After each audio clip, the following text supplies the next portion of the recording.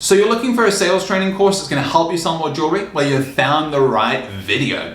This is part number 9 of a 10-part jewelry sales training series, and in this part I'm going to be talking about follow-up as well. Make sure to watch through to the end of the video though, this way you can hear about what's going to be coming up in part number 10, and you'll get some follow-up training as well at the end of this video for you to follow on through past watching just the video alone. Now if you did miss out on part number 8, make sure as well to click here in the corner of the video as well. Make sure to watch through part number 8. Click that button now that's right here in the corner of the video. This way you can see what was before talking about follow-up. And now if you haven't met me, my name's Levon and I'm the owner of this YouTube channel, Crew Goes Digital. On this channel I'm focused on giving you tips, tricks and personal development tips as well that is going to help you increase your sales and success within the luxury retail industry. Not in decades, not in years, not in months, not in weeks, but right now. So consider subscribing to the channel as well. But why should you really be listening to me? Well, I was a Portland shopping guide. You have tray after tray of settings to pick. This is the Levian around for a shopping emergency.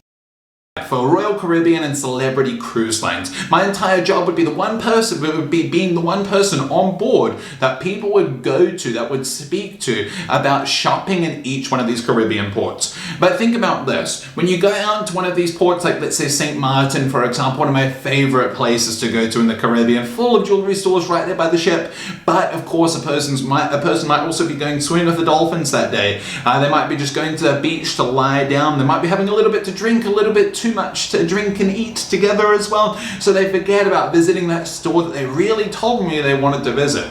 So it comes down to me to be able to follow up with so many people to make sure they have that ability still in the next place we go to be able to make that purchase.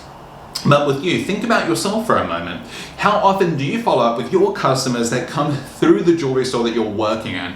Are you doing it? Are you doing any follow-up whatsoever? Are you being told that the company is doing the follow-up as well because the customer is receiving emails? Are you being told that you can't text the customer? You're being told you can't call past customers? Well, then you're missing out, because not every sale is made on the first point of contact with that customer. It might be made a month later, a week later, a year later as well. So you getting the ability to follow up on your own customers personally is huge.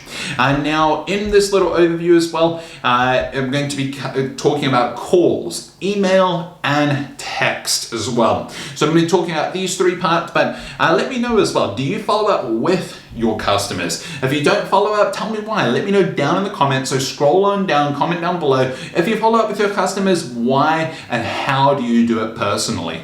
Now let's start by talking about calling them. It's stupid for you to not be calling your customers. That's all I can really say to start with. If you're not calling them to be able to check and see, are they happy with the purchase after they've made it as well? Are you calling them to say, that the birthday's coming up and happy birthday? Are you calling them on their birthday? Are you calling them on their anniversary as well? We should be calling them before their anniversary, because you want to tell them that, we have a special deal going on for X, Y, and Z as well. And I know your anniversary is coming up soon as well. Or are you calling the customer to tell them as well that you can always come back and have it professionally cleaned? I know that we haven't seen you for 3 months, so if you do need to have your piece cleaned as well, steamed and everything, feel free to bring it down to the store as well. Or every 3 months, are you calling back the customers that have purchased and telling them to come down and have their prongs checked and tightened on their piece as well? Because their prongs, if they start to get a little bit loose because the customer's been wearing it, they accidentally knock it on a few things as well, maybe a stone can fall out. Right, so make sure you should be calling people to tell them you bring it back down, let us check those prongs as well, and then when they're in the store, it gives you another opportunity to be able to open a new sale as well. So make sure to be calling your customer as well. If your manager says that you can't call your customers, then you have to really find out why. Like, why am I not able to do it? Who is calling them as well? Because someone should be calling these people as well and offering these things to them. Now through email as well. Sending e-copies of the receipts, the certificates as well, sending an email, a personalized one about a congratulations again on making this purchase as well with us. Welcome to XYZ jewelry store, name, family. right? It could be that a reminder on how to clean the gemstones at home safely, how to safely clean that purchase the customer's made, because maybe they never even thought, how am I meant to clean it? I know I see on TV these little jewelry machines where I put them in the little thing with water, I turn that button on, the ultrasonic cleaner, right? And that is not safe for each gemstone as well. So make sure you give your customer safe cleaning recommendations. You could do that through email.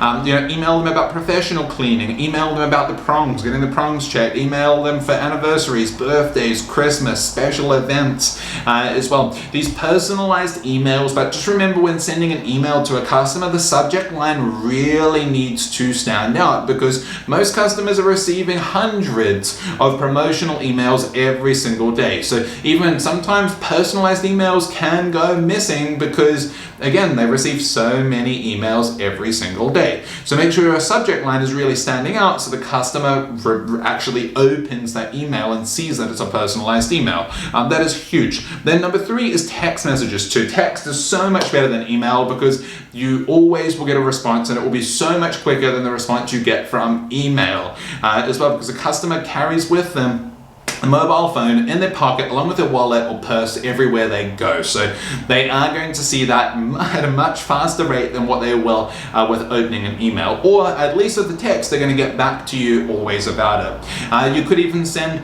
the e-receipts as well and the certificate to the customer's phone via a text message as well. So maybe the customer would prefer it that way as well.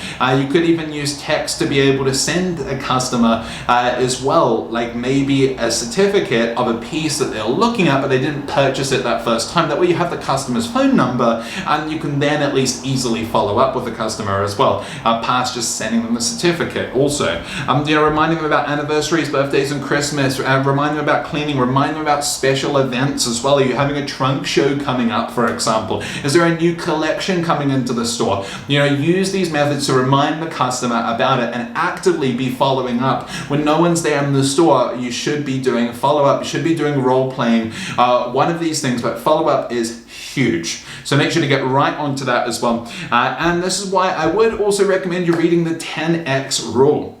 If you have not heard of the 10X rule, it's a book written by Grant Cardone, and it's all about action. It's all about you keeping your pipeline full.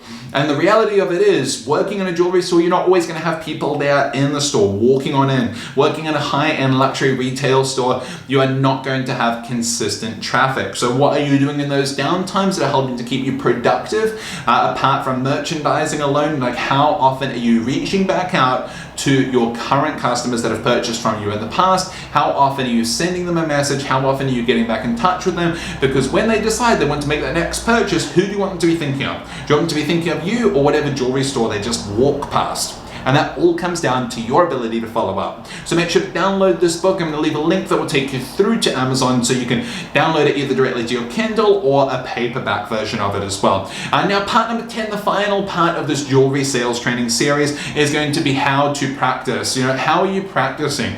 Are you practicing? Because are you practicing on your customers, real people that could actually spend money? Is that what you're doing in your practice when you're trying to sell jewelry? If that is the case, you're flushing money, you're flushing commissions down the toilet. So I'm going to teach you how to practice a lot of the things we've covered in this jewelry sales training course as well, in part number 10, the final part of this jewelry sales training course. So make sure to subscribe to the channel as well, hit that bell icon, this way you'll be notified when the next video is up on Crew Goes Digital. We'll see you in part number 10.